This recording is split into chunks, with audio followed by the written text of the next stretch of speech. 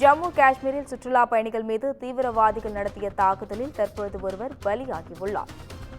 மத்திய உள்துறை அமைச்சர் அமித் ஷாவை போனில் தொடர்பு கொண்டு பிரதமர் அமித் ஷாவிற்கு வலியுறுத்தியுள்ளார். சம்பவ இடத்தை நேரில் பார்வையிட்டு நிலைமையை கட்டுக்குள் கொண்டுவர அமித் ஷாவிடம் பிரதமர் மோடி வலியுறுத்தியுள்ளார்.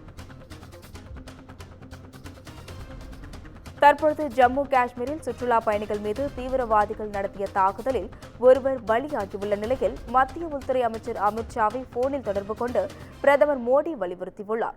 சம்பவ இடத்தை நேரில் பார்வையிட்டு நிலைமையை கட்டுக்குள் கொண்டுவர அமித் ஷாவிடம் பிரதமர் மோடி வலியுறுத்தியுள்ளார். தற்பொழுது அதனை அண்மை செய்தியாக பார்த்து வருகிறோம்.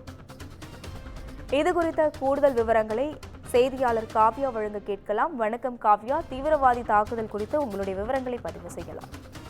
வணக்கம் அஸ்வினி. ஜம்மு காஷ்மீரில் தீவிரவாத தாக்குதலால் சுற்றுலா பயணி ஒருவர் உயிரிழந்திருக்கக்கூடிய இந்த நிலையில் தொடர்ந்து பிரதமர் மோடி மத்திய உள்துறை அமைச்சர் அமித்ஷாவை தொடர்பு கொண்டு சம்பவ இடத்தை நேரில் பார்வையிட்டு நிலையை கட்டுக்குள் கொண்டு வருமாறு வலியுறுத்தியிருக்கிறார்.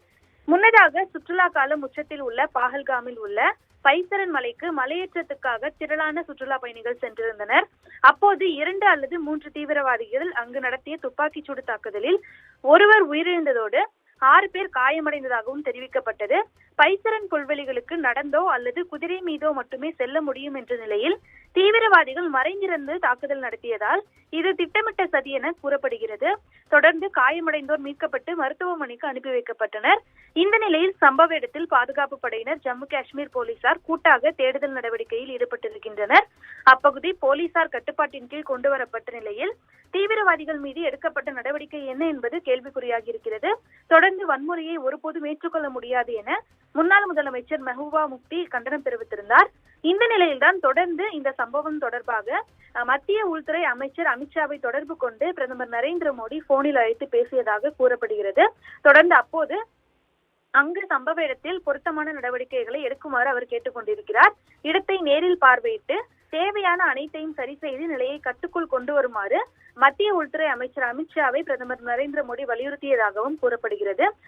முன்னதாக இந்த சம்பவம் தொடர்பாக வருத்தம் தெரிவித்திருந்த ஜம்மு காஷ்மீர் முதலமைச்சர் உமர் அப்துல்லா தொடர்ந்து இந்த சம்பவம் நம்பவே முடியாத அளவுக்கு அதிர்ச்சி அடைந்ததாக தெரிவித்திருக்கிறார்.